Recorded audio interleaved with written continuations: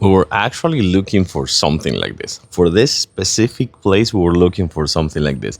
And this brand sent this ficus to me, this ficus trees to me. They have multiple sizes. This is the 6 feet. I'm gonna just like show it to you in a closer look and stand right close to it. But they have multiple heights as well. I think they have the 7, the 8, a little bit of the other ones. But this could be used indoors and outdoors. It has a super minimum assemble and it's gonna get it done in about probably like 5 minutes or less. Let's take a closer look because this is actually a really nice kind of like artificial tree. Okay, first of all, I want to show you that it comes with a big base. That's a big and heavy base, okay? But if you want, you can put it inside of another base and put some gravel inside and make it to go like a little bit heavy.